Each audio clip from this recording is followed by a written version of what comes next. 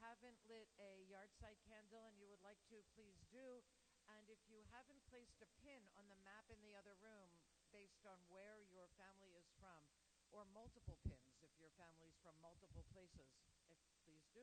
And if you haven't yet written down those things that you did during the past year that you would like to take into the new year, missing the mark or sins or just something you'd like to leave behind, please fill your card and place it in the basket in the back.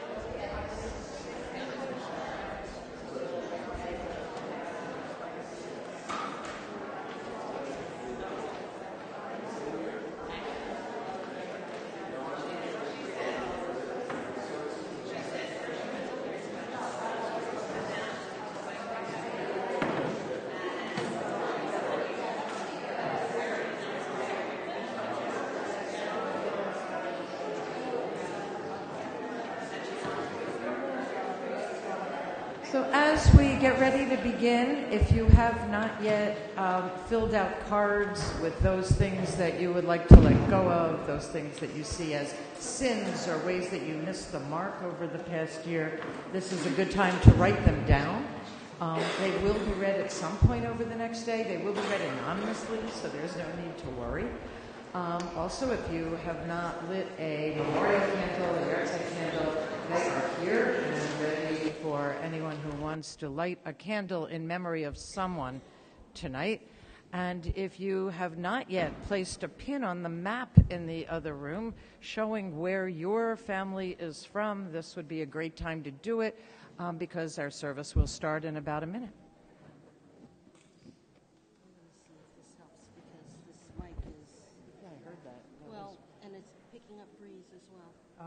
Because it's missing its little spongy thing. So we're going to see if that helps. There's a little spongy thing. Yeah.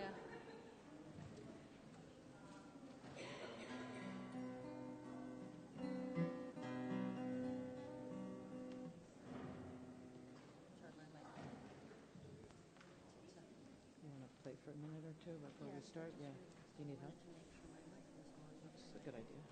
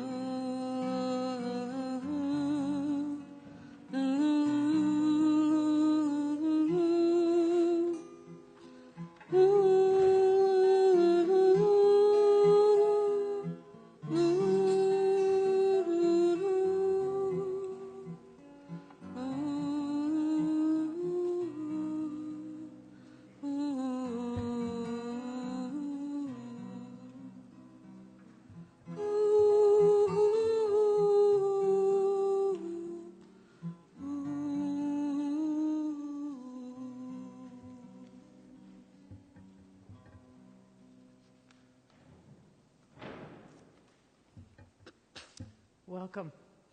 Bruchim, habaim, bruchot, habaot. It's wonderful to be here with you tonight, wherever you are from, whatever you believe, whether or not you have ever been to a Kol Nidre service before, whether or not you are happy about being at a Kol Nidre service, you're welcome here tonight. Tonight, we are the perfect community to usher in Yom Kippur. Some of us are wearing non-leather shoes and white clothing. The piece that I'm wearing is called a kittel. It is the jacket that is the top layer of a shroud when one is buried. And it is the clothing that's connected to death, since tonight we walk for one day into a mini-death. We leave all that sustains us in life, food and drink, sex, anything that focuses on our bodies, to enter into a place that lets us look back at our lives, at where we are right now, as if we are beyond those very lives. On Yom Kippur, I always have the image of being able to sit back and at my own funeral and watch while everybody talks about me. It's a little frightening. And it is, in fact, a little frightening.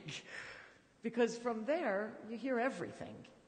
You hear the joys and the regrets. You hear everything that you did, and you have no real control over what you did in the past at this moment. But today we have a gift.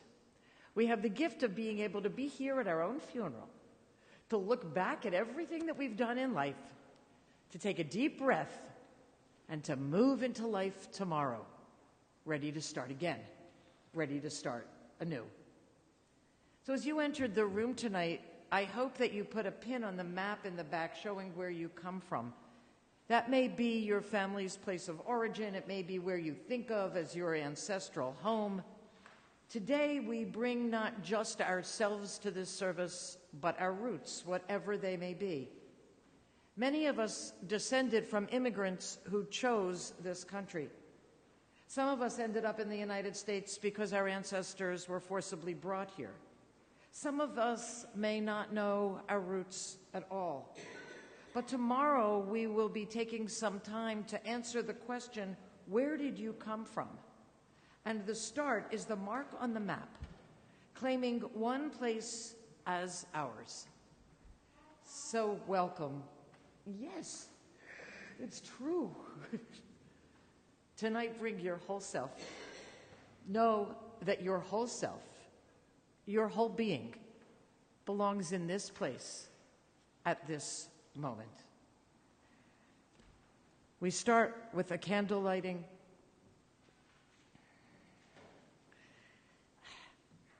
We turn to page 688. And please stand.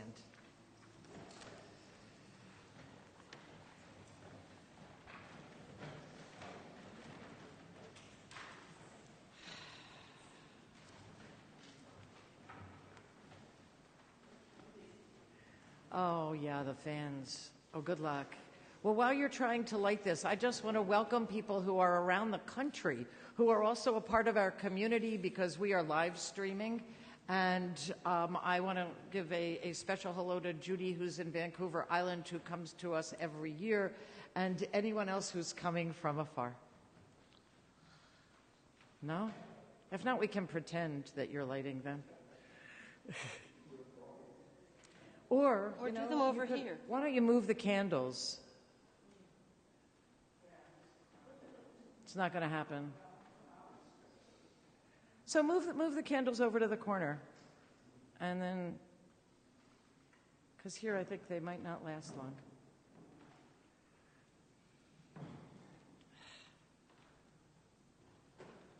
Yeah, no.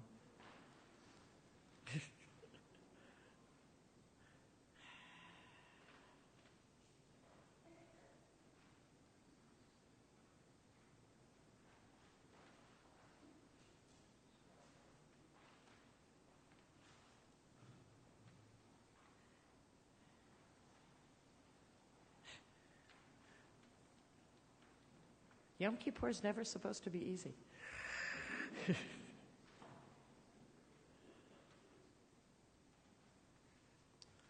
Father led.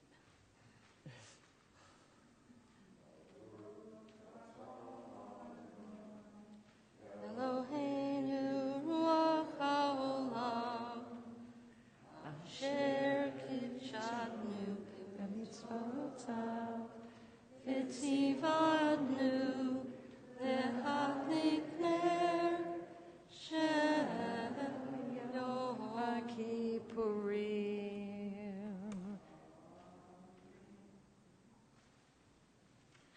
Thank you. Shakach. And usually we conclude Kol Nidre with Shehechianu, but we're moving it up. And right now we will say Shehechianu for how grateful we are that we've reached this moment to be here together. Baruch atah Adonai Eloheinu ruach haolam shehechianu v'kiyamanu v'higianu lazman hazeh. Please be seated.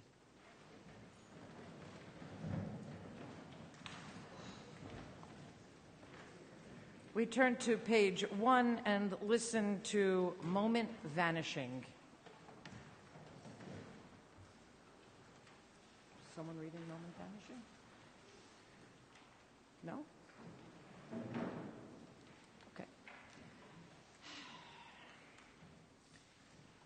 Now in the quietude of evening, the dove comes.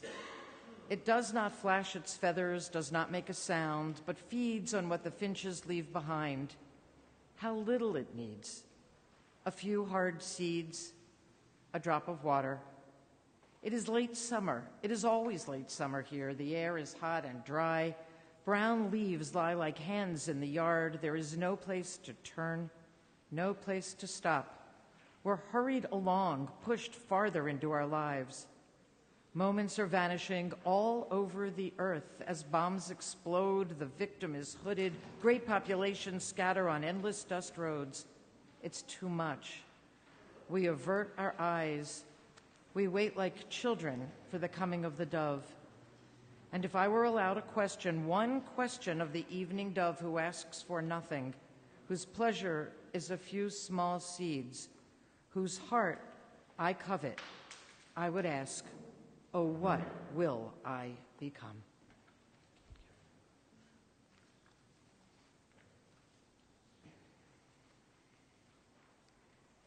Our Kol Nidre tonight moves us from all we did in the past year to all we will do in the year to come, and asks that we may be treated with compassion for the ways that we have not been and will not be perfect. We'll make promises that we do not keep to ourselves and to others. We'll miss the mark over and over again, just as we have in the past. And we will hope for a world that treats us with kindness and compassion always. Tonight and tomorrow, we'll be focusing on many layers, on all that we are and on all that we've done in our lives, on all that our government does and has done in our name, at all that Israel does and has done in our name. Beginning this day with Kol Nidre lets us land in Jewish tradition, land in the melody that holds us, and land in our own lives, our own hearts. May this prayer open us to the day and the journey to come. We stand as the ark is opened for Kol Nidre.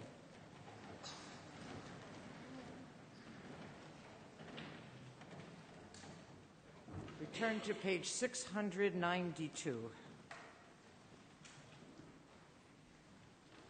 And the Torah is taken out of the ark.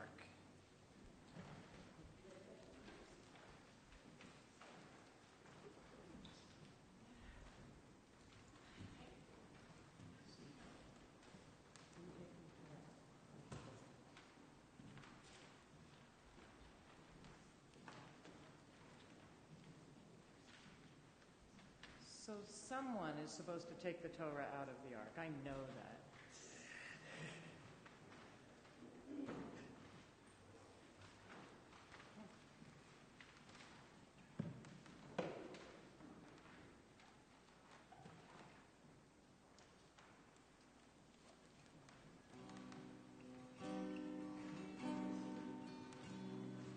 Hine ma tovu manayim shevet kulanu yachad. Hine ma tovu manayim shevet kulanu yachad. Hine ma tov shevet kulanu yachad. Hine ma tov shevet kulanu yachad. Hine ma tovu manayim shevet kulanu yachad. Hine ma tovu manayim shevet kulanu yachad. Hine ma tov shevet kulanu yachad. Hine ma tov shevet kulanu yachad. Hine ma tovu manayim shevet kulanu yachad. Hine ma tovu manayim shevet kulanu yachad. yachad.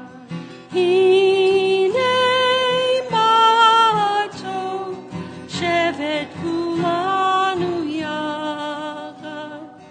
Hine ma tov shevet kulanu yachad. Hine ma tov umanayim shevet kulanu yachad. Hine ma tov umanayim shevet kulanu yachad. Hine ma tov shevet kulanu yachad. Hine ma tov shevet kulanu yachad. Kol Nidre.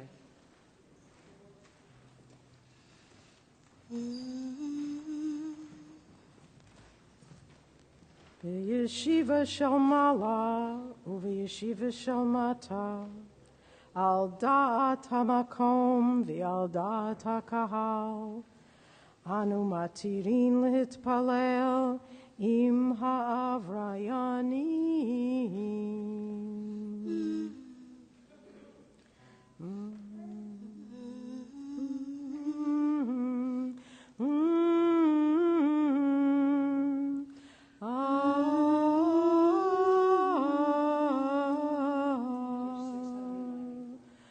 Kol nidre v'yesarei u'shvuei v'charamei v'konamei v'kinusei v'chinuyei. Din darna udi ishtavana udi acharimna udi asarna al nafshatana. Miyom Kippurim she'avar Yom Kippurim zeh habalenu l'tova kol hon hichratera v'hon kol hon yehon sharan shvikin shvitin betelin umevutalin la shiririn v'la kayamin nidrona la nidre v'esrona la esarei Shavuatana la Shavuot.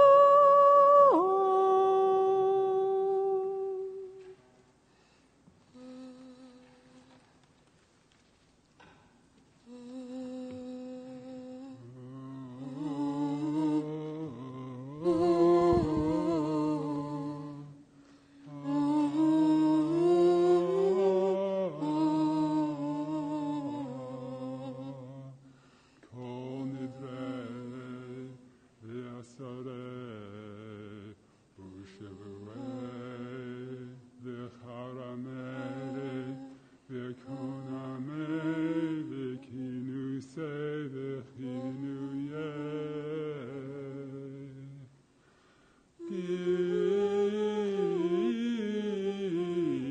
Din darna u'ishtabana u'diacharimna v'diasarna al nafshatana Miyom Kippurim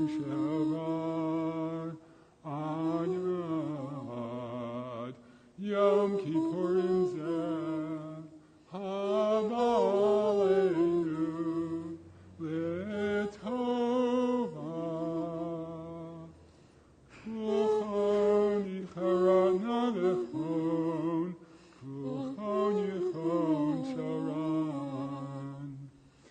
Shvikin shvitin, v'telinim v'hutalin, l'asheririn v'l'kayamin.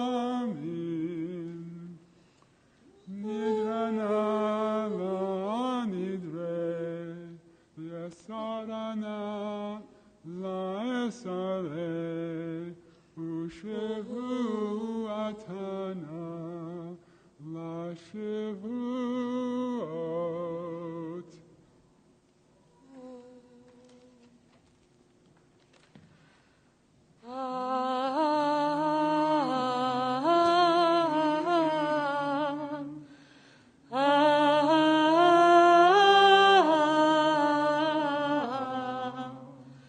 Kol nidre v'esarei uvishuei v'haramei v'konamei v'kinusei v'chinuyei din darna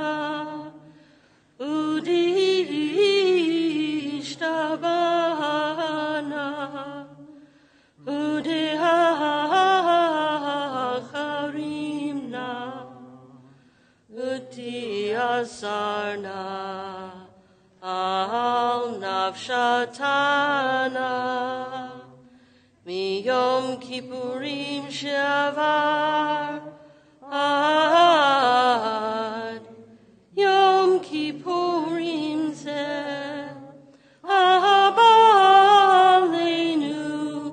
Lehetova, Kulehon Yichrat Navahon, Kulehon Yehon Sharan, Shavikin Shavitin, Betelin Umevutalin, Lasheririn, Vilakayamin, Nidrana la nidre, Vesarana la esare, Ushevu hatana, La shevuot. V'nislach, v'nislach, v'nislach l'chol adat b'nei Yisrael, v'lager hagar b'tocham, ki l'kol ha'am b'shkaga. Slach na lavon ha'am hazeh, ki godel chasdecha, וכאשר נסת לעם הזה ממצרים עד הנה, בשם נאמר. ויאמר אדוני, סלחתי כדבריך. ויאמר אדוני, סלחתי כדבריך. ויאמר אדוני, סלחתי כדבריך, סלחתי כדבריך.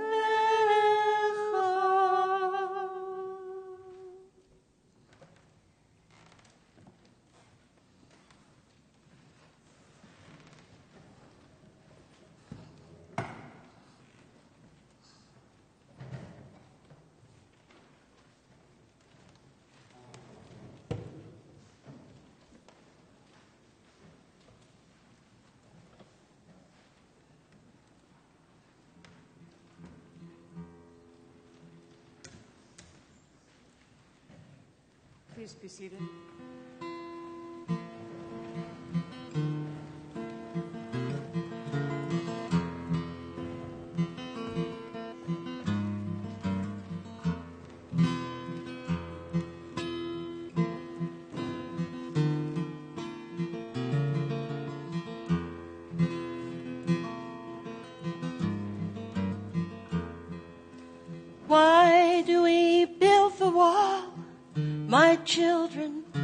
children, why do we build the wall?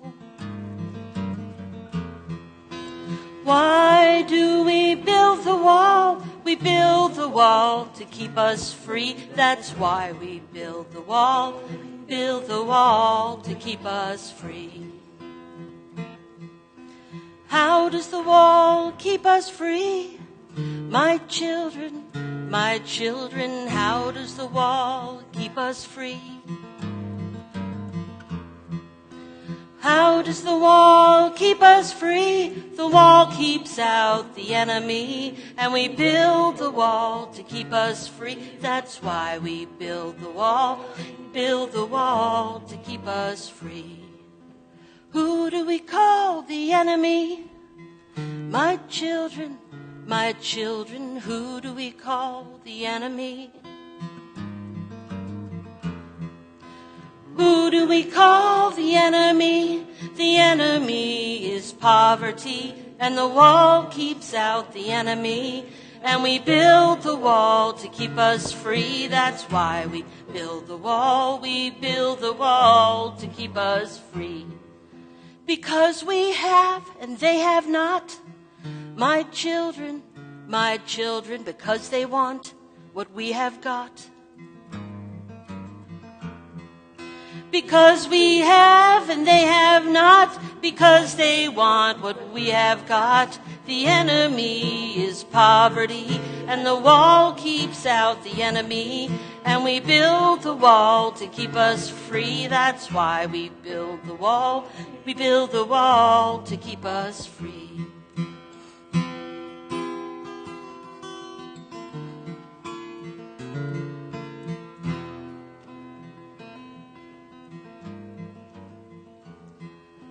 What do we have that they should want? My children, what do we have that they should want? What do we have that they should want? We have a wall to work upon. We have work and they have none, and our work is never done. My children, and the war is never won. The enemy is poverty.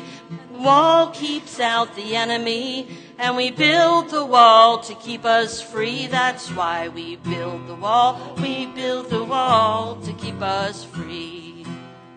We build the wall to keep us free.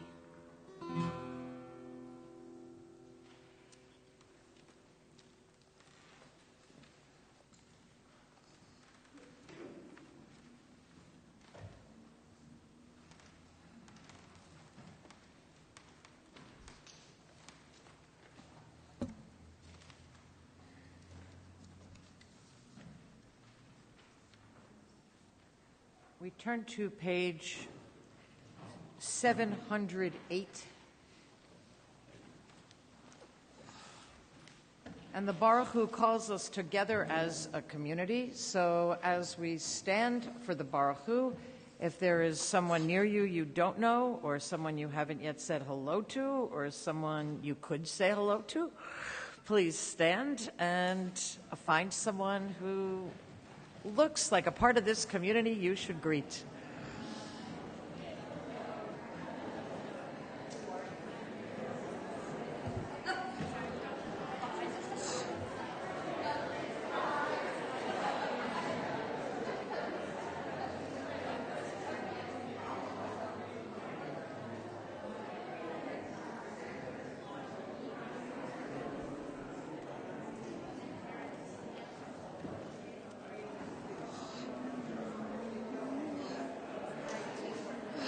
For the whole night. You use that too?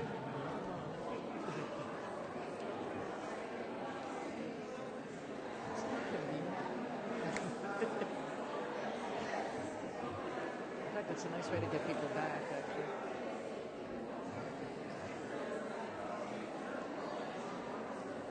Yeah, da da da da da,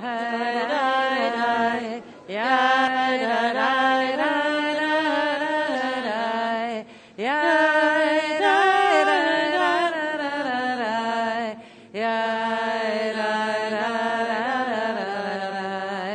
Please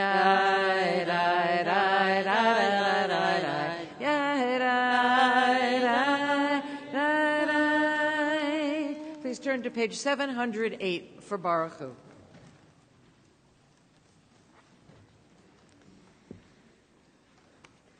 Baruch Hu et Adonai HaMevorach.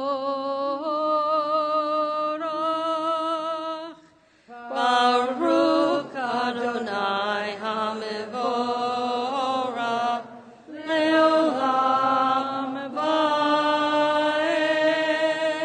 Baruch Adonai HaMevorach leolam vaed. Please be seated. We continue on page 710.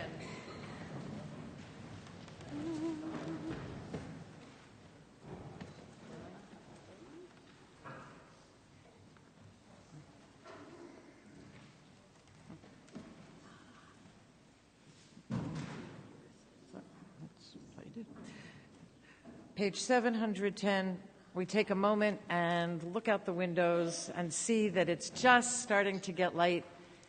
And we imagine tomorrow night when this will be happening again at the other end of Yom Kippur, at the other end of this day, and that all that our journey will take where it will take us over the course of this day. And our hope as we look outside and we take a moment to celebrate the evening is that it will be a very beautiful journey. Baruch atah Adonai Eloheinu ruach haolam. Umavir yom umevir laila umavdil ben yom uven laila Adonai Tzvaot Shemo El Chai V'Kayam Tamid Yimloch Aleinu Le'olam Va'ed Baruch Atah Adonai Ha'ma'ariv Aravim. So if you are wearing a talit, which you could be tonight, you would probably not be any other night of the entire year, but Kol Nidre night is the night that we wear a talit. It's the one night of the year. And on Kol Nidre night, we wear it partly because we recite the 13 attributes of God, and as we do, we imagine ourselves as like God. So the talit that we are wearing is a shawl of light, just like the talit that God wears. So if you're not wearing a physical talit, imagine yourself wrapped in light. But imagine, strange though this may be, that light has fringes. And take in one hand, real or light-filled, a fringe. And this one fringe is for all that you've done during the past year that's been positive, that has made a difference in some way, that you feel good about now. And take a second fringe. And this second fringe is for one thing about you that you really like. Something about you that's lovable. Hold that fringe. Hold that lovely part of yourself. And the third fringe, take a third fringe. It can be physical or light. And this third fringe is for the hidden parts of you that you're struggling to appreciate, that you might just about be ready to reveal to the world, or at least to those you love, that you may not have always easily appreciated or accepted in the past. And take the fourth fringe. And this fringe is a reminder of the love that you are given that you do nothing to deserve. It may be love from a person, from an animal, from the spirit in the universe, love that you feel just because. And hold all that is worthy of love within you, and all of that love. And as we move to Ahavat Olam, you celebrate the love that you give yourself. Page 712, we hold the fringes during Ahavat Olam through the Shema.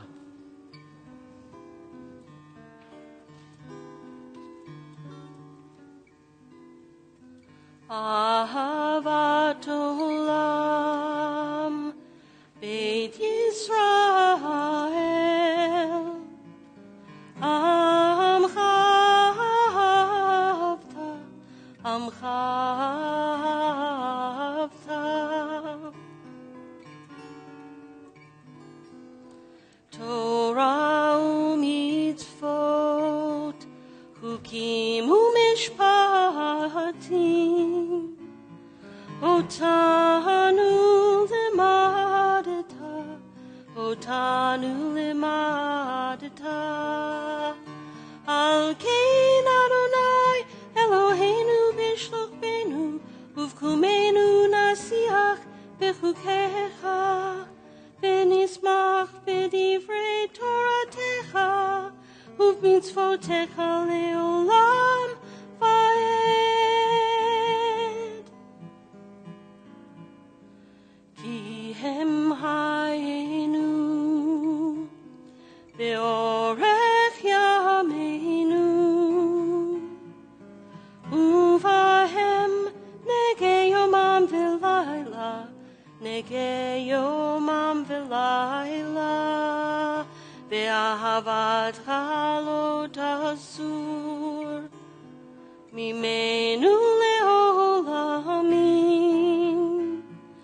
Baruch atah Adonai, Ohev Amo Yisrael,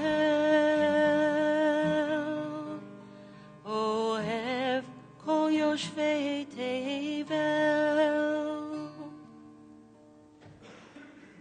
Page 714, Shema.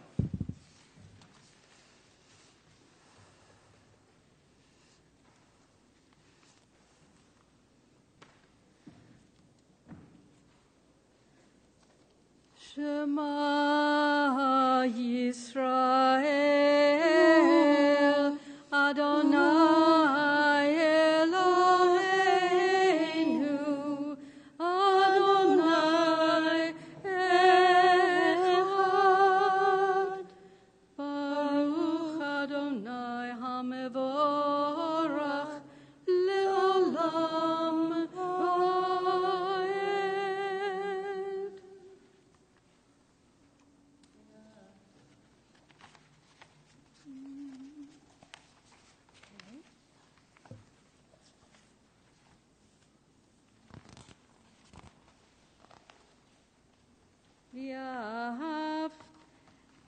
V'ahavte et Adonai Elohayich b'chol levavech u'b'chol nafshech u'b'chol meodech v'hayu hadavarim ha'eleh asher anochi mitzavtech hayom al levavech v'shinantim libnotayich u'vanayich v'dibart bam v'shivtech b'beitech u'v'lechtech b'derech u'v'shachtech u'v'kumech u'kshartim leot al yadech v'hayu letotafot bein einayich u'chtavtim al mezuzot beitech u'visharayich.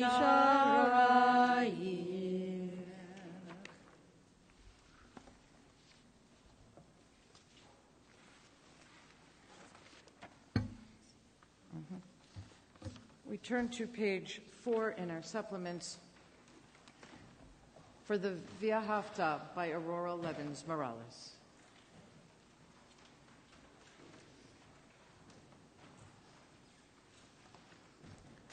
Aurora Levins Morales, for those that don't know her work, is a Puerto Rican Sephardic Jewish lesbian activist and poet and writer who lives on the West Coast. And we are very thrilled to bring her words to us here. Say these words when you lie down and when you rise up, when you go out and when you return, in times of mourning and in times of joy. Inscribe them on your doorposts, embroider them on your garments, tattoo them on your shoulders, teach them to your children, your neighbors, your enemies, recite them in your sleep, here in the cruel shadow of empire. Another world is possible. Thus spoke the prophet Roque Dalton. Altogether, they have more death than we, but altogether, we have more life than they. There is more bloody death in their hands than we could ever wield unless we lay down our souls to become them, and then we will lose everything. So instead, imagine winning. This is your sacred task. This is your power. Imagine every detail of winning, the exact smell of the summer streets in which no one has been shot, the muscles you have never unclenched from worry gone soft as newborn skin, the sparkling taste of food when we know that no one on earth is hungry, that the beggars are fed, that the old man under the bridge and the woman wrapping herself in thin sheets in the back seat of a car and the children who suck on stones all nest under flock of roofs that keep multiplying their shelter. Lean with all your being toward that day when the poor of the world shake down a rain of good fortune out of the heavy clouds, and justice rolls down like waters. Defend the world in which we win as if it were your child. It is your child. Defend it as if it were your lover. It is your lover. When you inhale and when you exhale, breathe the possibility of another world into the 37.2 trillion cells of your body until it shines with hope, and then imagine more. Imagine rape is unimaginable. Imagine war is a scarcely credible rumor, that the crimes of our age, the grotesque inhumanities of greed, the sheer and astounding shamelessness of it, the vast fortunes made by stealing lives, the horrible normalcy it comes to have, is unimaginable to our heirs, the generations of the free. Don't waver. Don't let despair sink its sharp teeth into the throat with which you sing. Escalate your dreams.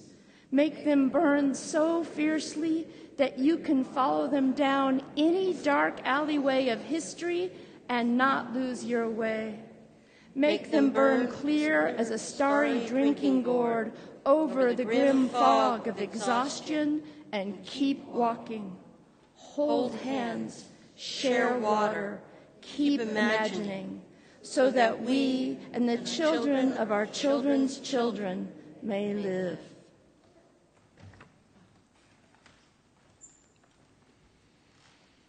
Take a moment and we stay with these words, or read in your books the concluding pages of the Shema through page 722, but just stay for a few moments in quiet.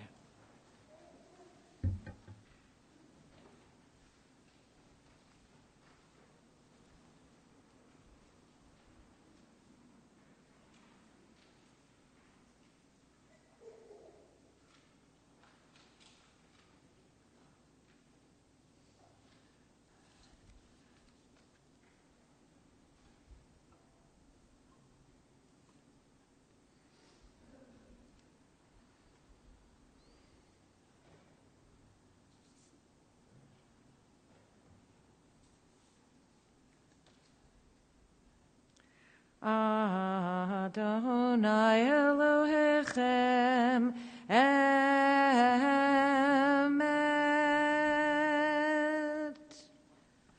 We continue on page 5 on joy and sorrow, Khalil Gibran.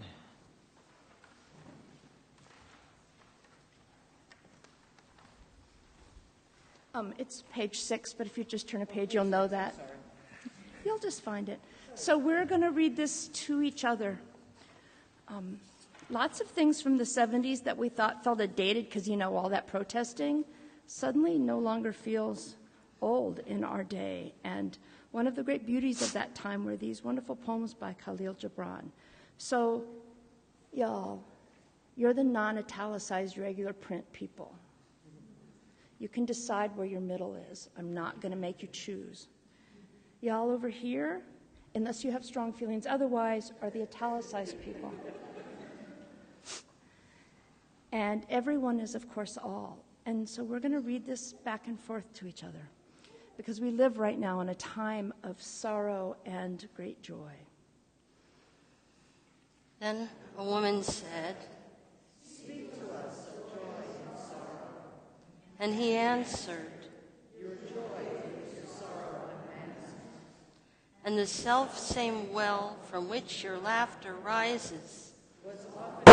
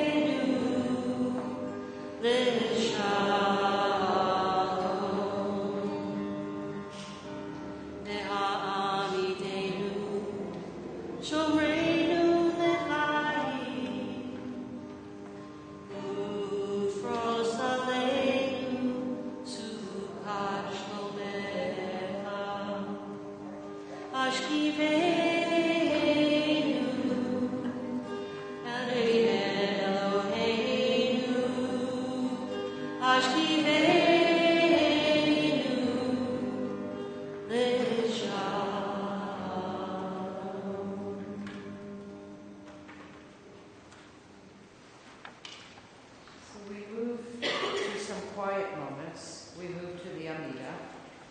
And you'll find the Amida in your books,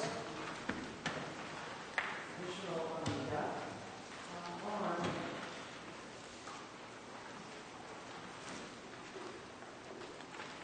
page 740. So before we get there, I'll move us into the Amida with Kivayom Hazeh, with the Chatzi Kaddish, the short Kaddish, and then Ara will sing Adonai Svatai Tzidkach, and then we'll move into quiet. So take some time. Feel free to take as much time in the Amida as you want. There's no rush. We have a long day ahead of us. So take your time and hold in your heart everything that you need for the beginning of this journey. Page 734. Ki vayom hazeh yechaper alechem l'taherechem mikoch hatotechem lifnei Adonai titaru. Page 736. Yikadal, Yikadal, Shemei Rabbah, Yalma Divrach Yerutei,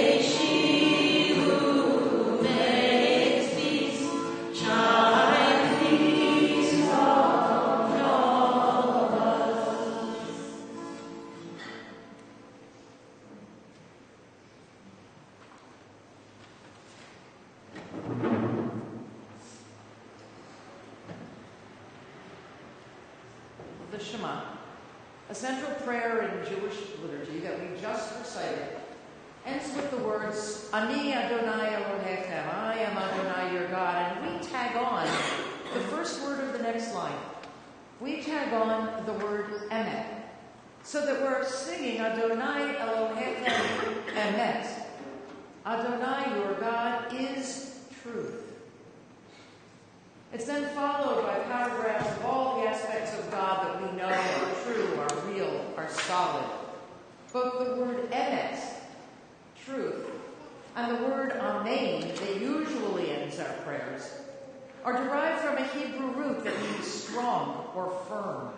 When we end a prayer or a statement by saying amen, we're exclaiming, yep, this is true, this is real, this is solid. We're told that everything in the world was created during the first 6 days of creation.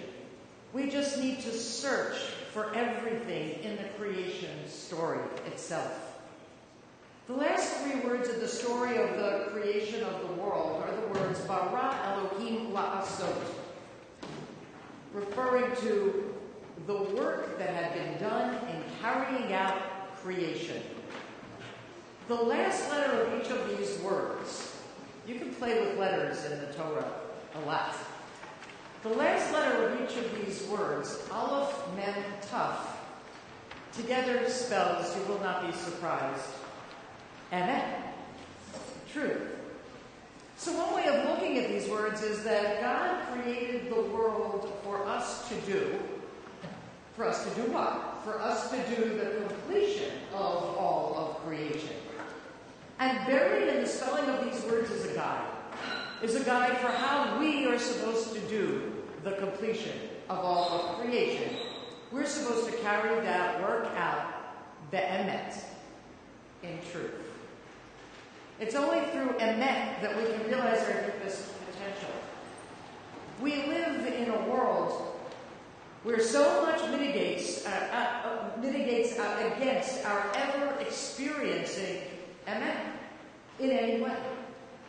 In our world, in our country, among our people, in our community, in our own lives, there are so many defenses against the truth that we often don't even know that it exists. In one of the most beautiful verses in Psalms, we read in Psalm 85 the lines, Chesed ve'emet nifkashu, tzedek v'shalom nashafu, emet me'eretz titzmach v'tzedek mishamayim nishkaf. Loving kindness and truth meet, justice and well-being kiss. And then what happens? Truth springs up from the earth. Justice looks down from the heaven. The only route to justice is through the kissing of truth and loving kindness. When chesed and emet, loving kindness and truth meet, then tzedek and shalom, justice and peace, can kiss. Kindness and truth, a perfect combination. When I was a little girl, a woman came to our house to clean every other week. Her name was Nora, and she was incredibly nice to me. Nora was an African-American woman who lived just a few miles from our house. She let me jump on the bed while she made the bed, which could not have been easy. She let me run around the living room while she vacuumed, chasing me with the vacuum cleaner. And she let me talk to her non-stop, I'm afraid, while she cleaned. I probably drove her crazy, but I so loved the time that I spent with her. One day, when I was playing, a glass peacock that sat on our end table broke. I bumped into it. I tried to hide the crack in the peacock. If you come to my house, I'll show you the peacock and I'll show you the crack. It's still there. But it didn't quite work. When my mother saw it, she said, "Did you break this peacock?" And I lied. I told her I didn't know that it broke or how it broke. She glued it together, and I heard her say, "I'll bet Nora broke it. She was the only other person here. How could she do a thing like that and not say anything?"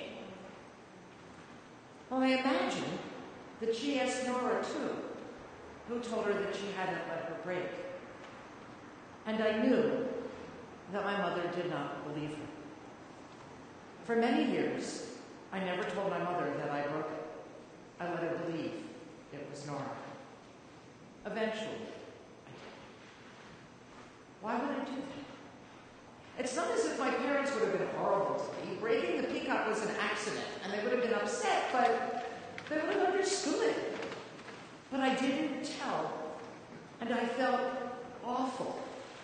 The shame that I would break a beautiful statue, the sense of personal inadequacy that I had, the innate understanding that I must have had to know that my parents would believe me and not believe this lovely adult woman who was so caring, moved me as a child to follow my worst impulses. I was easily moved to hide behind a lie when I knew I could get away with it. Tomorrow afternoon, the prophet Jonah will once again look truth in the face and refuse to pay attention. He'll climb aboard a ship, sail into a storm, and be swallowed by a fish. Year after year, he's our example of someone who cannot face the truth. Year after year, I keep expecting Jonah to make a different decision. But year after year, he just does not. He shows us that being able to face the truth is just so challenging. But that ultimately, it's inevitable. Ultimately, we have to. God will spit him out on the shores of Nineveh, whether or not he's ready to reach out to the people there. Life, Jonah shows us, is rarely about being ready for what we're given. We're simply spit out on the shore. The emet is there, whether or not we're ready to accept it. The other night on Last Week Tonight, John Oliver talked about astroturfing, the practice of masking the sponsors of a message or organization, like political advertising, religious, or public relations, to make it appear as though it originates from and is supported by grassroots participants. It's a practice intended to give the statements or organizations credibility by withholding information about the source's financial connection. It's frightening, because while it often looks as if the organizations with innocuous-sounding names are supporting a cause, they're actually backed by large companies that will profit from the cause. We saw it with the soda tax in Philadelphia. Ads making it look as if everyone was upset about the amount of money they would need to spend if there was a soda tax, when actually soft drink companies were worried about their sales and spent a lot of money behind the scenes making the ads to put them in the names of everyday people. It's frightening because the truth winds up hidden, almost impossible to discern. We're living in a country where truth is being constantly undermined and questioned, and that is dangerous. As Jews, we know how deeply dangerous hiding the truth behind innocent-sounding words can be. And we have the impetus deep within our culture to stand up to this practice. In the Kol HaNeshama Shabbat prayer book, Levi Wolf Kelman and Art Green write, it's been noted that the three letters of Emet span the Hebrew alphabet. They are its beginning, the Aleph, the middle, the Mem, and the end, the Taf. In contrast, the letters of Shaker, of lie, are all huddled together in a single corner of the alphabet, right near the end. Truth is broad and encompassing. We have to expand our minds in order to embrace it. Lies bring out the narrowness. We're asked in our prayer book to commit ourselves in affirming the Shema to the breadth of vision and ongoing search for truth that we can do. The statement seems so simple and so straightforward and so clear and is just so difficult. I've been really lucky to teach some wonderful students at the Reconstructionist Rabbinical College. Through the years, I have seen students who love learning Torah cry when they first learn that the stories in the Torah are not actual historic truths. Really cry. I have one friend who at every single Passover says to me, "Wait a minute, you really don't think Moses existed? You believe that the story of the Exodus isn't true? That Moses never wrote the Torah? That God didn't dictate those words to him?" And I'm clear in my response. Yep. I don't believe that Moses was an actual person or that he wrote the Torah which God narrated. The Torah was likely written over several generations by many different writers. But the Torah not true? I would never say that. There are truths that are far greater than the actual events on which they're based. There are truths that reach our hearts and spirit, and there are truths that are at the center of our lives. So it doesn't really matter if Moses existed, or if Abraham existed, or Sarah existed. I'm sorry if that makes you upset. We can talk about it later if that's something too difficult to hold on to. But in fact, they're all examples of a larger truth and not actual history. And if their impact on our lives and our world is even greater than the actual impact of many historic figures, what does that mean? Does that mean that actual, historic, factual truth doesn't matter? We're living in a world, though, where alternative facts are presented as a kind of truth, where our president's word is meaningless, where there's no guarantee that anything that comes out of the mouth of our government officials is in fact true in any sense. And we know that outside of our ancient sacred texts, actual physical truth really does matter. I used to wonder why it mattered, why it was such a huge deal that we were monotheists, that we believed in one God when multiple gods seem to symbolize the same exact things. And then I realized that if we believe in one God, we see all truth as one. No individual aspect of the truth is any more important or real than any other. Dividing God into pieces lets us see one part of the world as somehow more true than another. Lets us see one person's story as more important than another. When we finish our service tonight, we'll conclude with the Aleinu. And the Aleinu ends with the words, Adonai Echad U'Shemo Echad. God is one and God's name is one. And then, words that are repeated over and over again in the middle of the Aleinu are the words, Ein Od. There is no other. There is no other what? I wonder as I read it. There are so many ways that people see and worship God, and they are all valid. There are so many different cultures that celebrate differently, that bear little resemblance to Jewish culture, and they are all valid. And Adonai is far from the only name of God. But behind it all, there is only one emet, one truth. There are so many ways that we block the truth from ourselves, but it's there nonetheless. Many years ago, I gave a talk that focused on Israel-Palestine, and I talked about how there was one truth for Israelis and another for Palestinians. But I was wrong. There is only one truth. And there are so many sides to it. We are all like people without sight, standing around an elephant trying to determine what it is by touch. And we may all have only one sense, one experience of a part of the elephant, but there are not multiple truths. There's really one elephant. And if the Israeli government is occupying the land and is denying rights to the Palestinian people, there's still one truth. There are the occupiers and the occupied, but all are caught in the same struggle. None are fully free.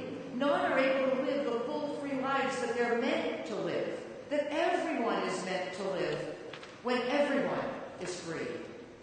For those in power, it's easy to forget that the oppressed and occupied are part of their world and their truth. But in fact, all our fates are entwined. All our lives are entwined. That is the truth, and we cannot escape it. Today, on Yom Kippur, it's crystal clear. We are all one. We're one world, we're one humanity, and if we don't all start living with that understanding, we will never live as fully as we're all meant to. And we know that if we don't start to realize now that we are all one, we could let our beautiful planet be completely destroyed. The most dangerous thing taking place in our country right now is the sinister manipulation of the truth that's happening every day. When the veracity of all the media is undermined, when the veracity of the departments of justice is undermined, when we cannot believe anyone in high office, we are in serious trouble. One of the places in our country where there's been a clear attempt to speak truth to power and to not let the powerful continue to think that they have the right to harass and abuse them is the Me Too movement, which has been one that has opened a lot of eyes to a truth that has been denied for so long. How long should someone stay quiet if they're sexually assaulted or abused? How long should a statute of limitations be? There's no reasonable length of time since there's no statute of limitations on how long the assault or abuse can affect someone's life.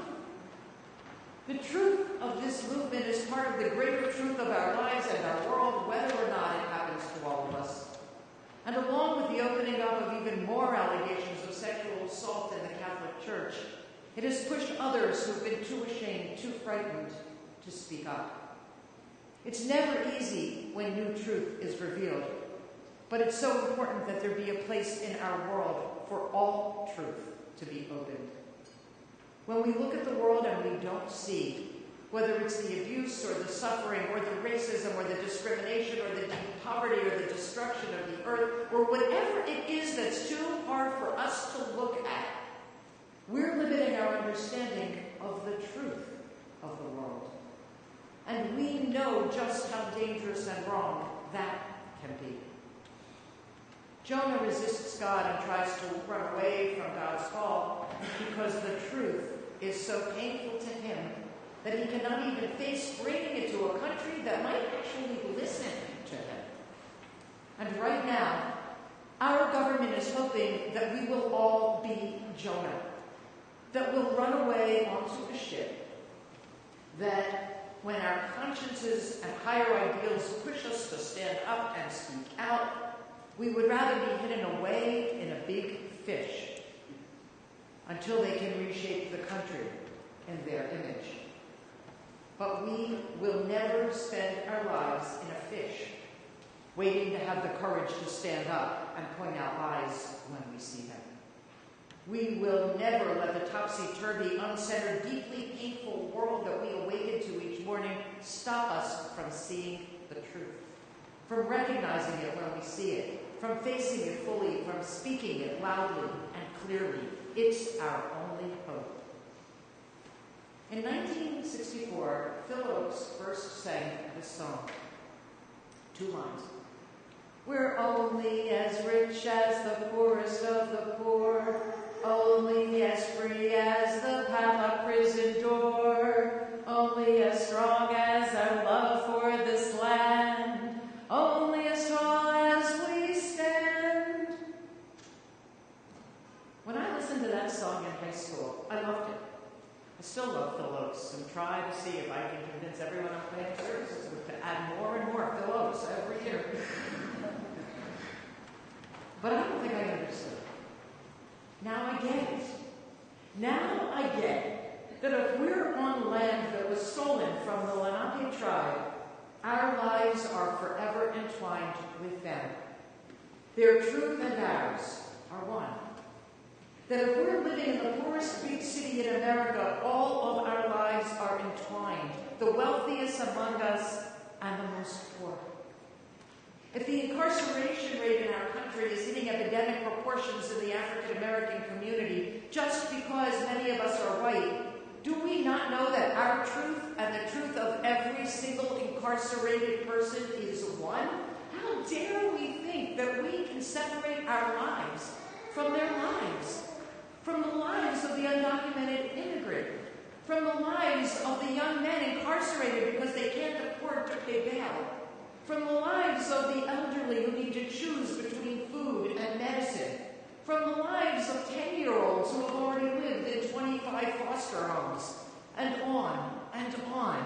Our lives are not separate, our truth is not separate, but we often live as though it is, as if our emet is ours alone. As a community, we're greatly privileged in many ways. Most of us do not go hungry. Most of us are able to find homes to live in. Most of us receive good educations and find decent ways to earn livings. But we cannot assume that our lives, our limited experience, is one that gives us the right to set ourselves apart, to stop allowing ourselves to see the whole truth, the breadth and the depth of what life can bring. On Yom Kippur, we read the story of Jonah because we need to see just how inadequate Jonah is when he seems more comfortable in the belly of a fish than in facing the truth of the world and doing what he can to make a difference. We read the story of Jonah to remind us that the fish that we are living in will not sustain us or the world for long, and that we need to keep on moving. Tonight, we open our lives to the whole truth. Yom Kippur forces us to see beyond the comfortable and the easy, beyond the partial truths that we let ourselves take in, beyond our own life experiences, because only by expanding our vision and forcing ourselves to open to the whole truth can we give this day any meaning. Living in the world today means being forced to keep our eyes and our hearts and our minds open to the truth. It means challenging and questioning every news story we see. It means voting as if our lives depend on it. And we'll see tomorrow one way that we can do that and help others vote at our break. And it means never letting ourselves stop looking. I don't mean that we should stay glued to the news day and night. That would drive us all crazy. We need to take breaks. But we all need to face what's at the heart. That's the commitment we make by being here together on Yom Kippur. When we look at Jonah tomorrow afternoon, we'll see a small man with a limited vision and a limited understanding of the truth. Even God's revelations cannot push Jonah to genuinely question who he is. And if the full picture of a suffering humanity does not change someone, they are beyond the pale. Jonah is certainly much less than anything this holy day expects of us. There are prophets, though, who present a very different understanding of what to do with the painful truths of the world. I've always been moved by Jeremiah, who attached a yoke to himself, strapped on with leather straps, and stood before the people shouting that if they accepted lies and they didn't speak the truth and call out the truth when they hear it, they are like oxen. Lies would hold them down, chain them, enslave them. We're all Jeremiah. I hope without the straps and the yoke. But we're all Jeremiah. And today we need to face the world as he demanded that we do. Tonight and tomorrow we say these words. Adonai, Adonai, El Rachum V'Chanun, Erech Apayim V'Rav Chesed V'Emet, Notzer Chesed La'alafim, Nosei Avon V'Fesha V'Chata V'Namkeh. Adonai, Adonai, God loving and gracious, patient and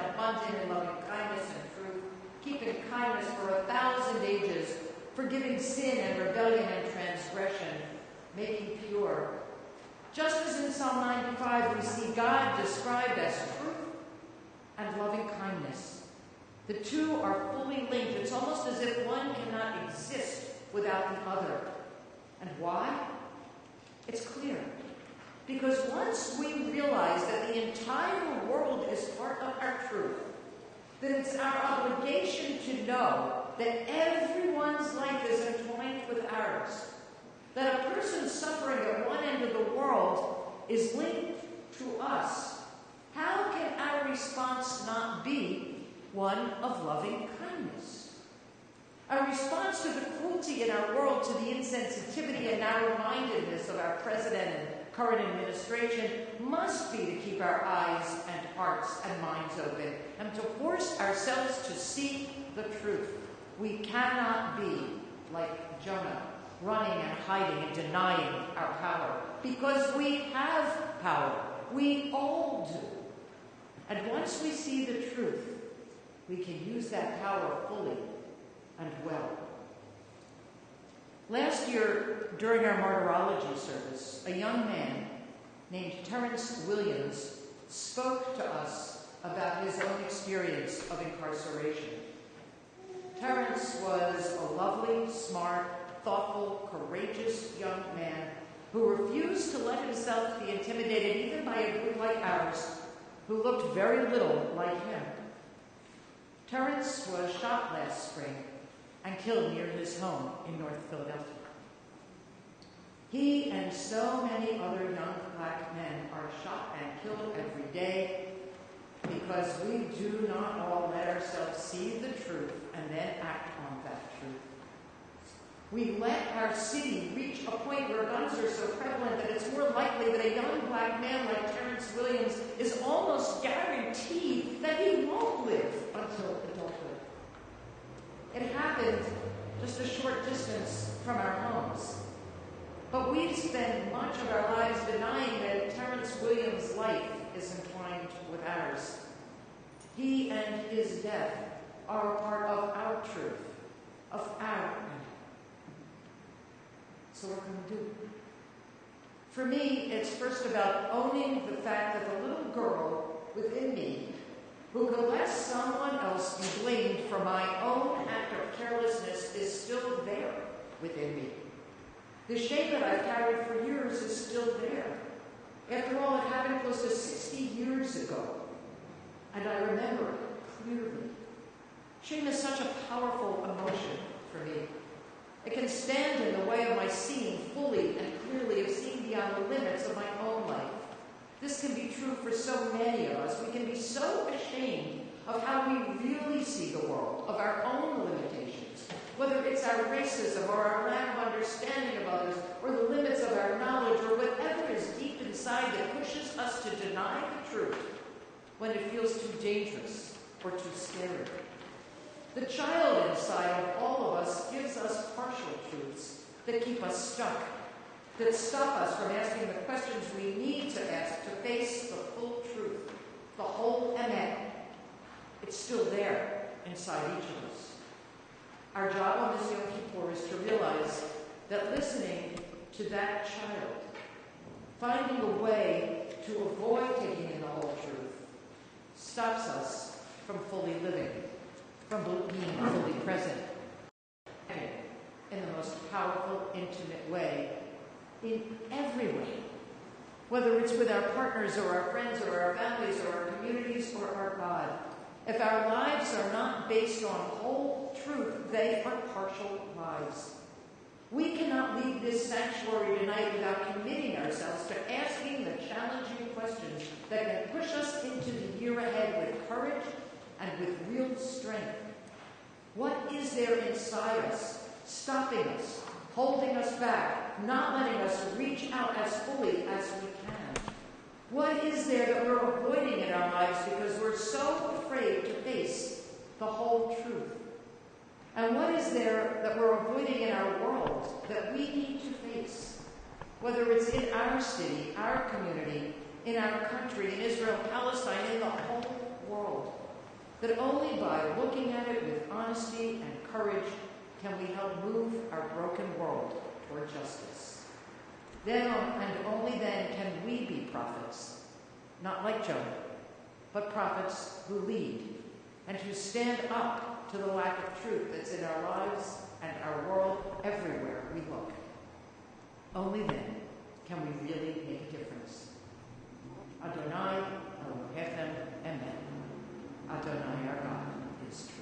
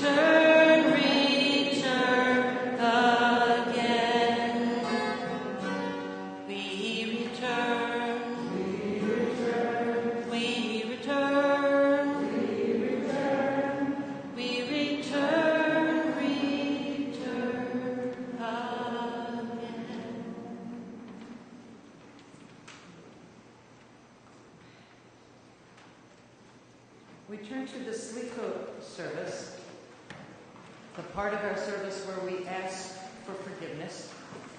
We will ask for forgiveness over and over and over again during this day. And our hope as we do is that we really mean it. That we really mean that we are ready to use this day as a break in our lives and our year, so that when we start again the day after Yom Kippur, we're different. Our lives are different. Our lives are changed. We turn in our supplement to page 9. And we read, "Today I am sitting with Empire," and we read it fringes style, which means that when a line speaks to you, read it. And if there is more than one person reading a line, that's wonderful. And if we wait a moment before someone is called to read the next line, that's wonderful. It will be read exactly as it should be read.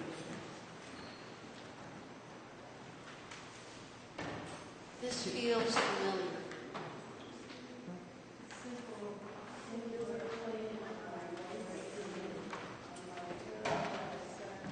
On my hammered heart, the unmistakable problem, begging.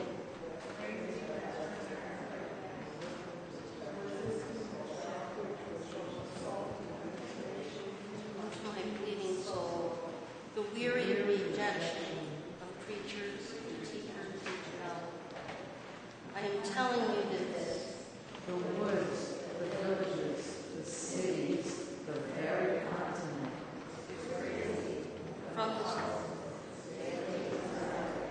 the monster armies, Fighting for false freedom, forced status, incarceration, hair and head and gender and hearts.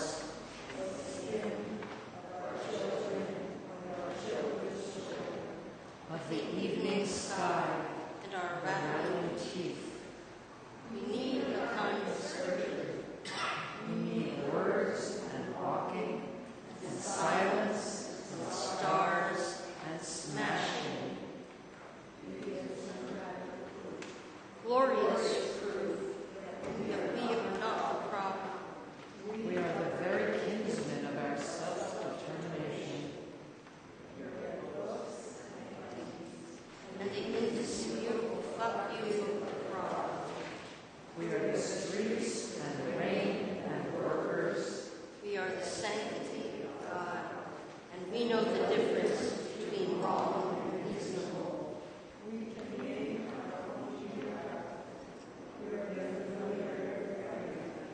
And we love the stars, and we turn towards the soul. And we are no longer afraid, no matter Page 10, Yahweh.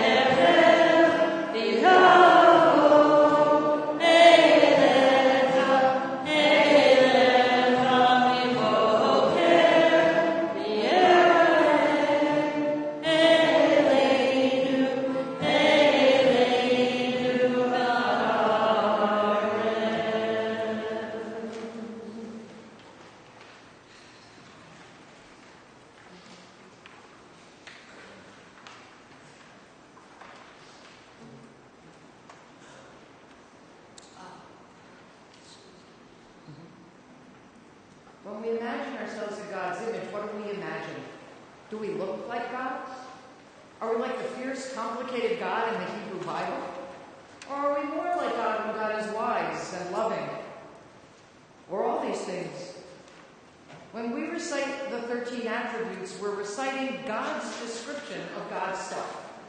This is how God imagines God's self. Loving and gracious, patient and abundant in kindness and truth, keeping kindness for 1,000 ages, forgiving sin and rebellion and transgression and making pure. Think of those attributes. If you turn to page 811, you'll see the attributes.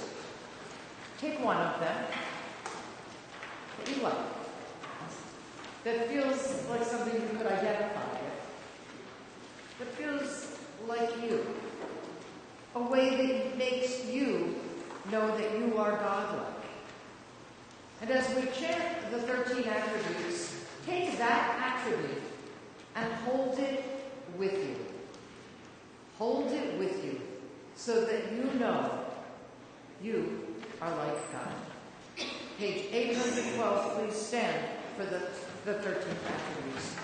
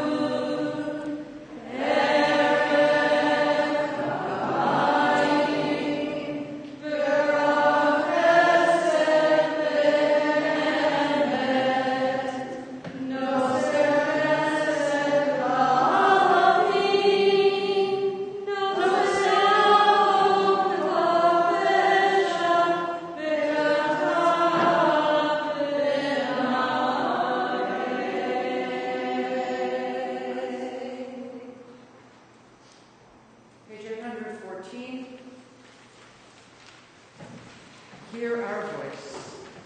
Shema Koleinu, Adonai Eloheinu, Hus v'rachem aleinu, v'kabel v'rachamim u'v'ratzon et tefillatenu. Hashivenu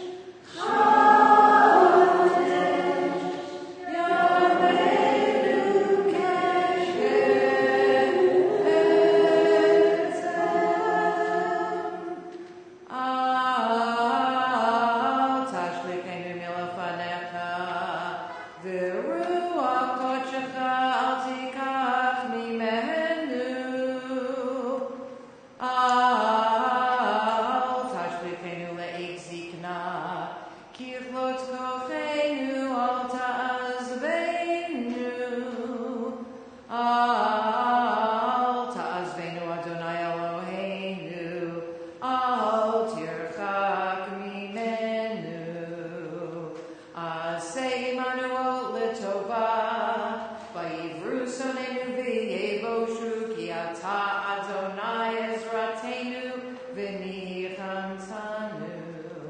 Amarenu ha'azinu Adonai binagigenu. Bi'u l'ratzoni marefi, ve'egyom libenu lefanecha Adonai tzureinu v'go'alenu. Ki lecha Adonai ochalnu ata ta'aneh Adonai Eloheinu.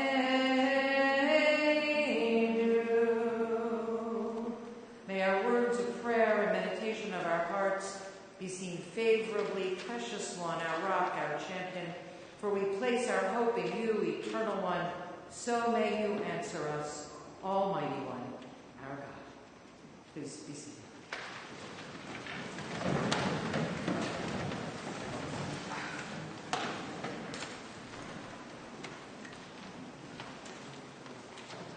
We turn to page 816 for the singing of Ki Anu Am.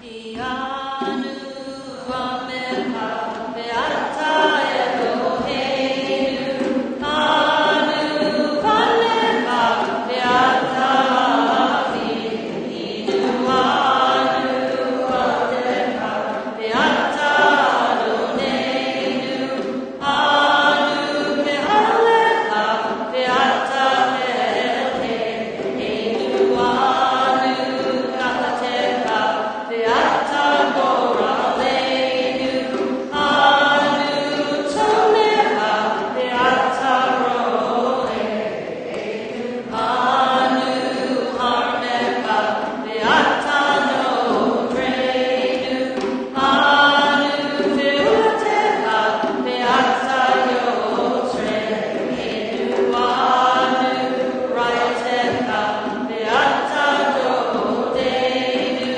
anu zebulatecha ve'ata keroveinu, anu amrecha ve'ata malkeinu, anu me'amirecha ve'ata mamireinu,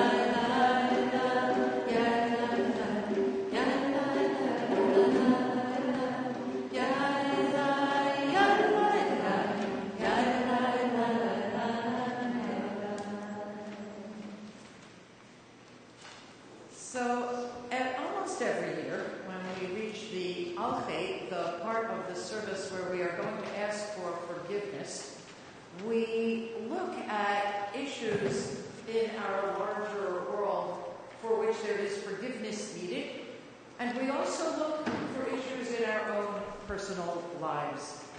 This year, it felt almost impossible not to look at Gaza. Gaza is really the largest open-air prison in the world and is about the most painful place that one can imagine. I'd like to invite up Ron Smith, who is an assistant professor of international relations at Bucknell University. And Ron spoke to our Havurah once before when he talked to us about farmers and fishermen in Gaza. And we learned so much about the people in Gaza and of the impact that the siege of Israel has had on them that for long we wanted to invite Ron back to speak and to tell us at least a bit more. And I'm just so glad that you can be with us tonight and take a few moments to lead us in to prayers of forgiveness.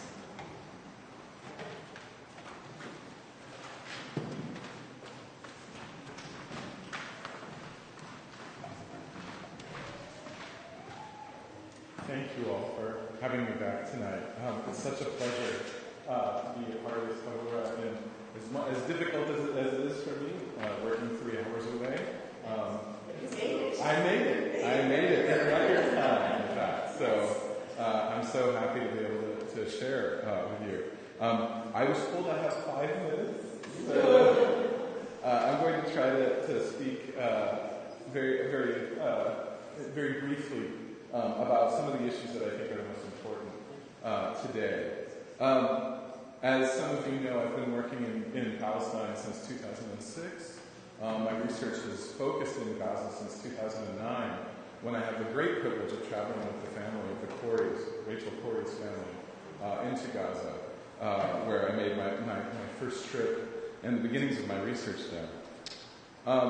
When I sort of think about what is sort of the most important issues today, I think about the suffering that our siblings in Gaza are undergoing and their response, which beginning in March was this massive nonviolent protest, these series of nonviolent protests, where the world is always asking Palestinians, unfairly I think, where is the Palestinian Gandhi?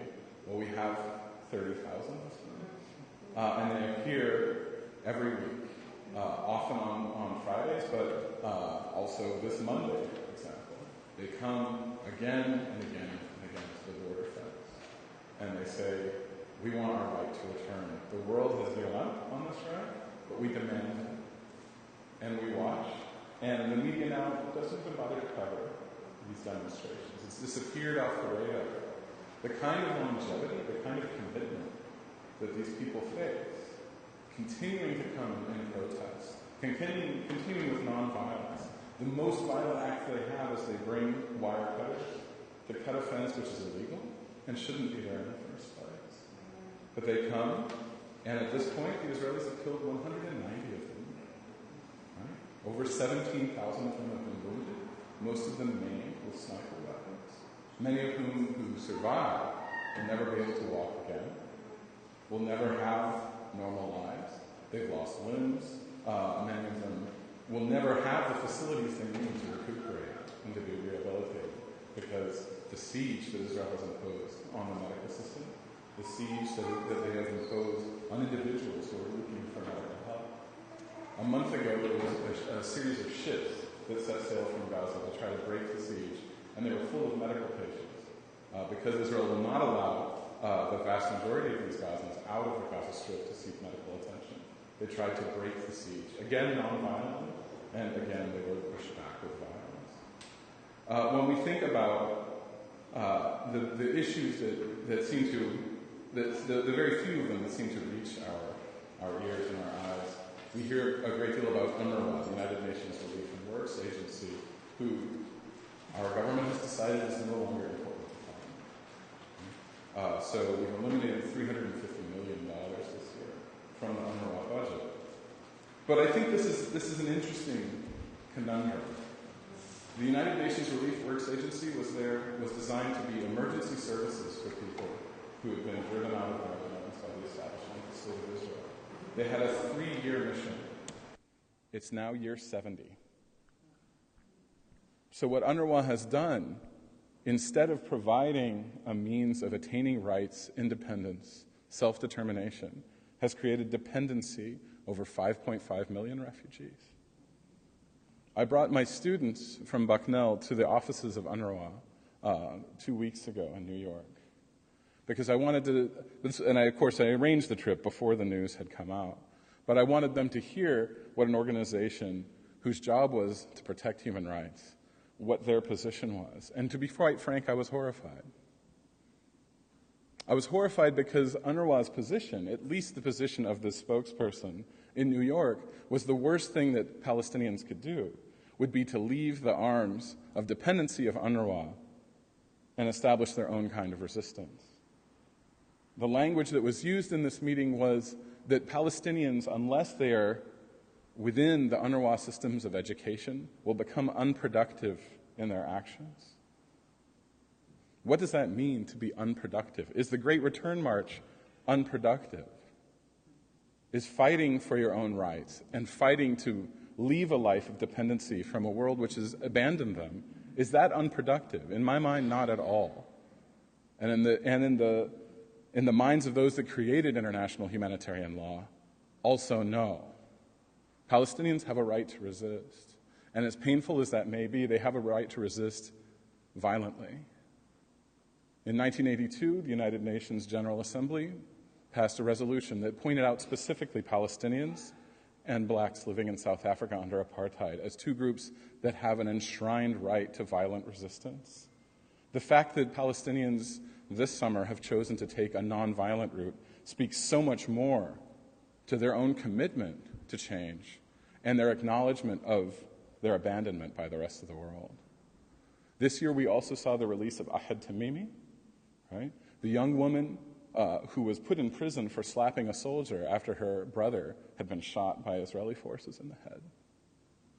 And that act of violence was portrayed again and again as a symbol of the savagery of Palestinians, but that's not what it was at all. Right? It was an act of keeping alive that flame of resistance, even when futile. Knowing that resistance, even when futile, is what keeps the hope alive, is what keeps the logic alive, and what keeps the pursuit of justice alive. I heard this week that Rutgers University is now in a struggle regarding boycott, divestment, and sanctions. And now they're being sued, right, for their promotion of the one thing that Palestinian civil society has asked people like us to do. And we're spending our time in this country, our government is spending its time banning the mere mention of boycott, divestment, and sanctions.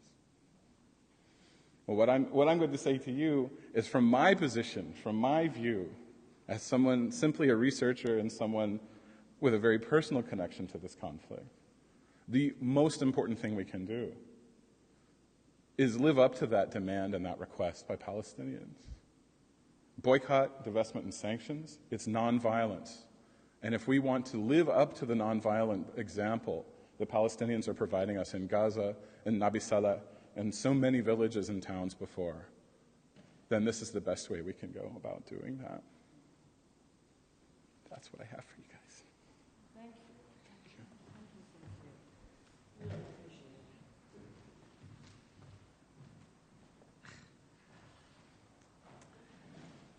it. When Ron spoke to us before, he spoke of being able to be in and out of Gaza multiple times, and I had never met anyone who was able to be in and out of Gaza multiple times.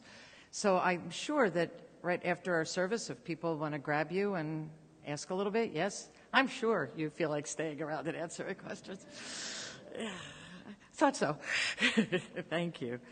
I was also thinking how wonderful it is to be with a group of people where Jews on Yom Kippur night, where we can acknowledge this truth and we can acknowledge this pain, and we can stand up and look at questions of boycott, divestment, and sanctions, and that people don't run screaming from the sanctuary.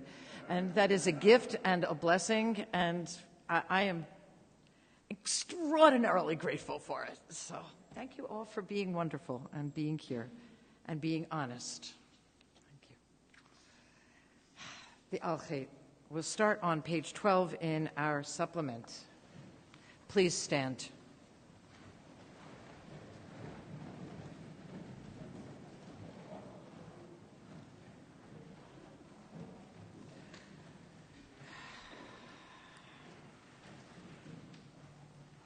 For the wrong we have done before you. Al-Khayt shechatanu lefanecha, together for using Jewish sacred spiritual tradition to justify political nationalism and militarism. V'al-Khayt shechatanu lefanecha, for promoting an image of Jews as history's only victims, entitled to all of Palestine, leading to the Nakba and the occupation of Gaza and the West Bank. V'al-Khayt shechatanu lefanecha, for blockading 1.8 million Gazans inside an open-air prison and for unleashing devastating firepower on a population trapped in a tiny strip of land. V'al-Khayt shechatanu lefanecha, for our complicity in framing the occupation and collective punishment of Palestinians as security issues. Al chet shechatanu lefanecha, for our complicity in demonizing the Palestinian population and blaming them for the conflict. V'al chet shechatanu lefanecha, for not speaking out against the Israeli government's repression of dissidents and allowing ourselves to be intimidated by others within the U.S. Jewish community. Ve'al kulam Eloha silichot silach lanu mechal lanu kaper lanu. And Susan, if you have cards for us, if you could come up, please.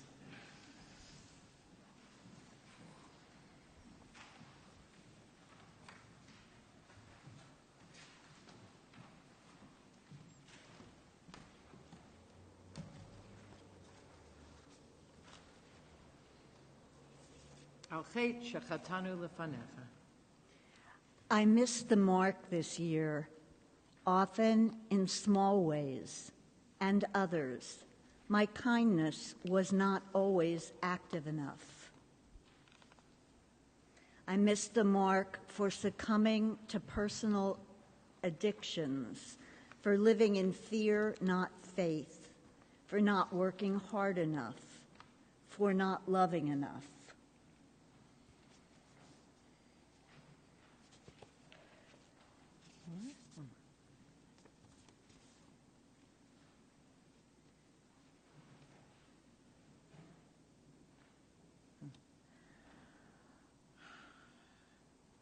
By not taking care of myself, which made it harder to keep my heart open to those I know and those I don't.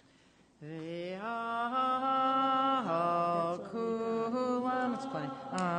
Eloha silichot silach lanu mechal lanu kaper lanu. Page 13 in our supplement, for recognizing the connection between the lives of Palestinians and the lives of immigrants in the United States. For the wrong we have done before. Strangers in a strange land. For advocating militarized fences and walls instead of open borders. For supporting trade policies and murderous regimes that uproot people, families, and communities. V'yachet shechatanu lefanecha.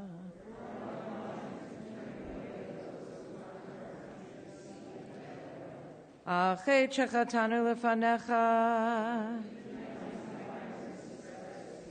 V'yachet shechatanu lefanecha.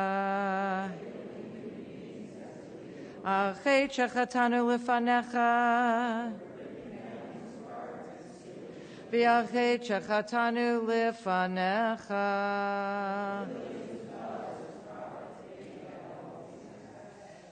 V'al kulam Eloha silichot silach lanu mechal lanu kaper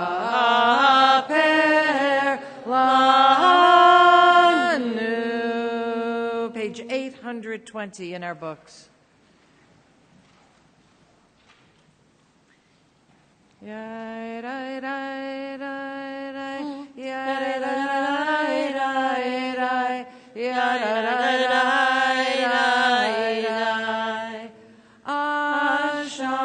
Ashamnu, Bagadnu,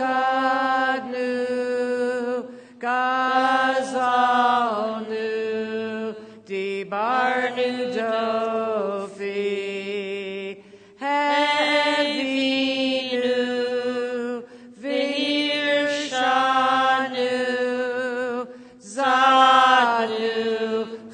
Amasnu, Tafalnu Shaker, Yai Rai Rai Rai Rai, Yai Rai Rai Rai Rai, Yai Rai Rai Rai Rai, Yatsura, Kizavnu, Latsnu, Maradnu, Niyatsnu, Sararnu, Avinu, Pashanu, Tsararnu, Kishinu Oref, Yai Rai Rai Rai Rai, Yai Rai Rai Rai Rai, Yai Rai Rai Rai Rai, Rashanu, Shichatnu, Tiavnu, Tainu, Titanu, Yai Rai Rai Rai Rai, Yai Rai Rai Rai Rai, Yai Rai Rai Rai. We turn to page 1202 for Aleinu.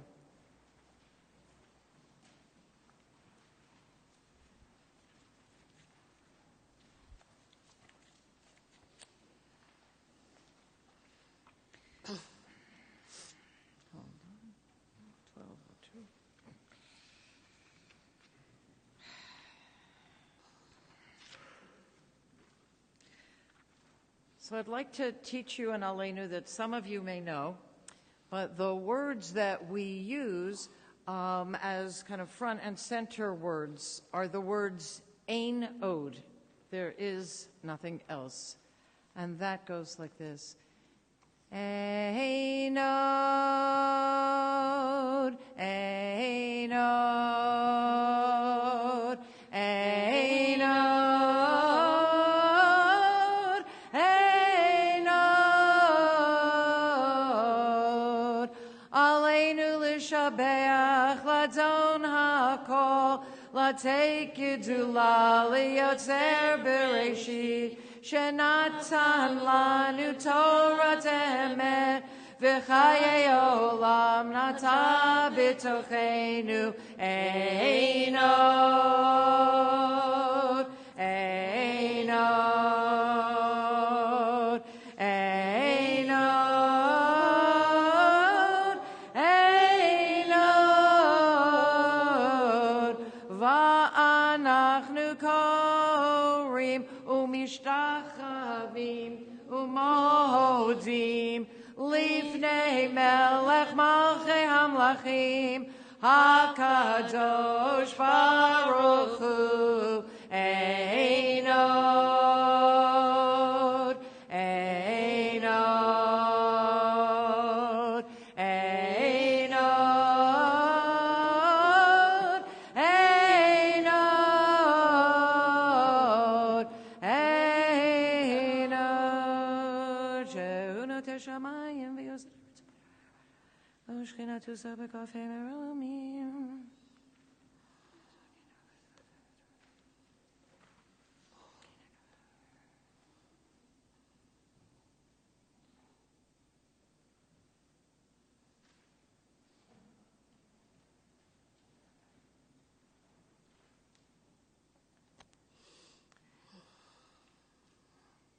V'ne'emar v'haya Adonai lemelech al kol haaretz bayom hahu yiyeh Adonai echad u'shmo echad. Ein Od, Ein Od, Ein Od, Ein Od, Ein Od. Please be seated.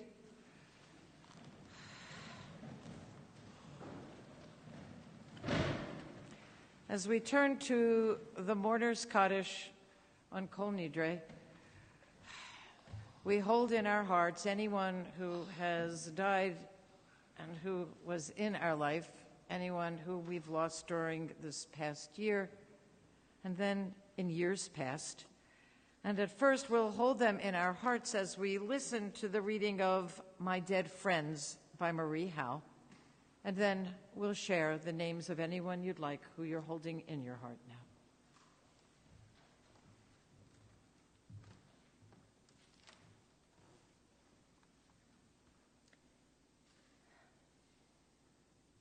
I have begun, when I'm weary and can't decide an answer to a bewildering question, to ask my dead friends for their opinion, and the answer is often immediate and clear. Should I take the job? Move to the city? Should I try to conceive a child in my middle age? They stand in unison, shaking their heads and smiling. Whatever leads to joy, they always answer. To more life and less worry. I look into the vase where Billy's ashes were. It's green in there, a green vase. And I ask Billy if I should return to the difficult phone call, and he says yes. Billy's already gone through the frightening door. Whatever he says, I'll do.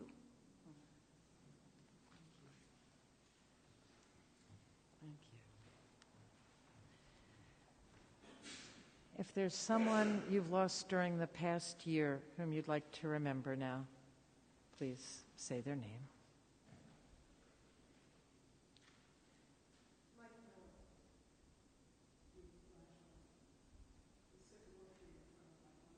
Oh.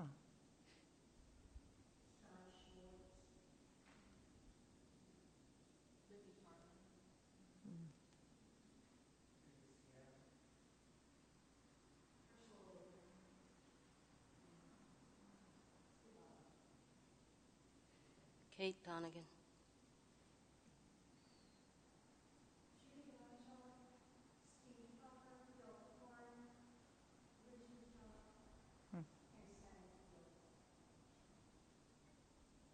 Melanie K. Kantrowitz.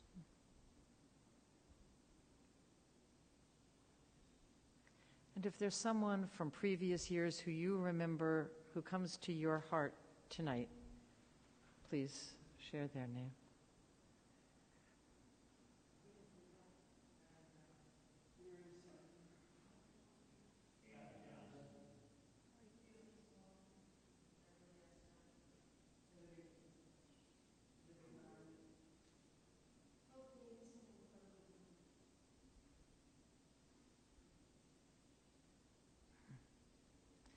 If you're saying Kaddish now, tonight, please stand, and if it is your custom to stand for the Kaddish, please stand.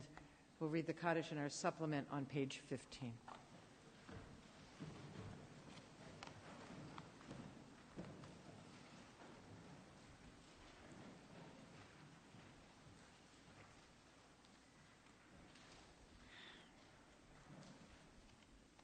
Yitgadal v'yitkadash shemei rabbah v'yalma divrach yerutei v'yamlich malchutei b'chayechon uvyom echon uv'chayei dechol beit Yisrael ba'agala uvizman kariv v'imru. Amen. Yehei shmei rabbah mevarach li'olam ulamei almaya. Yitbarach v'yishtabach v'yitpa'ar v'yitromam v'yitnaseh V'yit hadar, v'yit alev, v'yit halal, shemei dekudesha, b'richu, le'ela, mikol birchata v'shirata, tush bechata v'nechemata, ta'amiran bi'alma v'imru. Amen. Yehi shlama rabba min shemaya, v'chayim aleinu v'al kol Yisrael v'imru. Amen. Oseh shalom bimromav, hu ya'aseh shalom, Aleinu v'al kol Yisrael v'al kol Yishmael v'al kol Yoshvei Tevel v'imru. Amen. And we continue. So often am I lost, yet through the pall, yet through the tarnish, show me the way back. Through my betrayals, my dismay, my heart's leak, my mind's sway. Eyes broken glow, groan of the soul, which convey all that isn't real. For every soul to these hands careen, and let us say, Amen. Say you will show me the way back, my rock, my alarm. Lead the way, O my Yah. And yet in shock, and yet in shame, and yet in awe, and yet to roam, and yet to stay, and yet right here, and yet away, and yet, hallelujah, my heartbeat speaks. For you live, in all this murk, and two in the clear, and two in our wreckage. You are the mirror of our souls. Let us say, Amen. Life may harm me, rob me, ream me raw, try me, even slay me. Over all you will prevail, and let us say, Amen. Say you shall loan me a tomorrow. Say you shall loan another day to all who are called Yisrael, and all called Yishmael, and all called we and they. And let us say, Amen. Please be seated. In our supplements, page 17.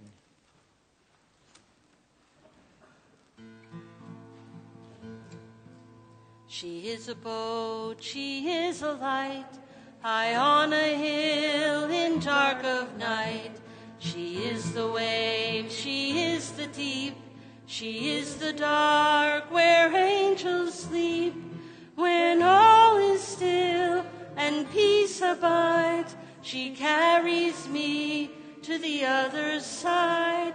She carries me, she carries me, she carries me to the other side.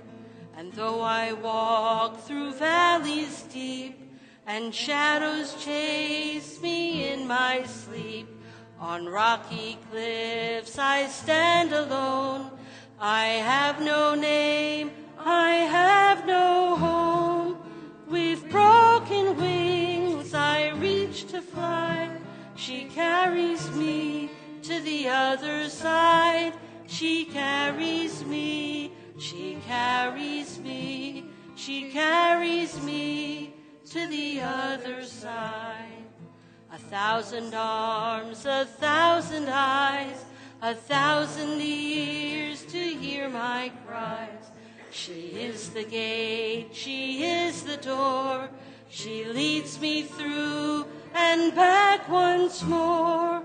When day has dawned and death is nigh, she carries me to the other side. She carries me, she carries me, she carries me to the other side. She is the first, she is the last, she is the future and the past. Mother of all, of earth and sky, she carries me to the other side. She carries me, she carries me, she carries me to the other side. She carries me, she carries me, she carries me to the other side.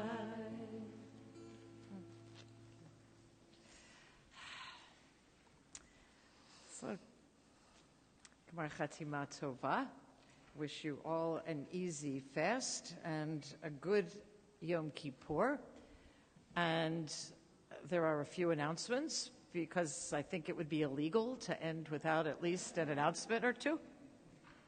So tomorrow we begin at 9:30, and there are a lot of different services over the course of the day that don't think you should just come for a couple hours and then vanish.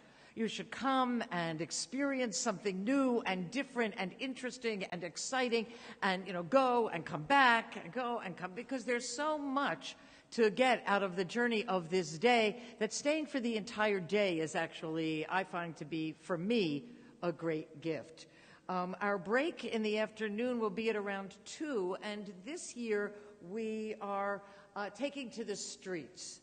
So you have two choices. You could decide to not take to the streets, in which case Otter will be reading the Judy Grant poem, A Woman is Talking to Death, where I have gone to Otter's reading of A Woman is Talking to Death, and if taking to the streets is not something you like, it is powerful and beautiful and just worth being a part of. If you feel like going out into the world, there will be at 2:00 with Lisa Jo, who's right sitting, wave your hand, Lisa Jo Epstein, who's right there, who is quite extraordinary and will be leading us in a process of figuring out how to reach people who aren't sure they're going to vote, may be thinking now it's not worth it, they don't have any reason why, they're hesitant. We are going to be going out with cards that are out in the back that we'll take with us that say, vote as if your life depended on it. The lives of some of your neighbors do. And on the back are lists of information of how to register. It's still not too late for someone to register to vote in this election. So we're going out tomorrow up and down Germantown Avenue, around Washington Lane. If you're brave, knocking on doors and saying hi. And Lisa Jo's going to teach us how to do it, right? Good. And later in the afternoon, there is a 3:30 Mincha service where you get to see what it's like to be Jonah. At 4:30 is Yizkor. 5:30 is a martyrology service, which will focus on the life and work of Melanie K. Kantrowitz. It is a service that Elliot, who I think walked out for a bit, but is put together a magnificent service that will just open your eyes and awaken you to so much. And we'll have the opportunity to learn and to talk and to share and to listen. At 6:30, there is the Ne'ilah service. That is always a gift to listen to Sue Hoffman and share the service with her. And then at 7:30, there will be Havdalah and a shofar sound, which will happen by 7:40, which is when Yom Kippur officially ends. So it will be wonderful to see you all day, right?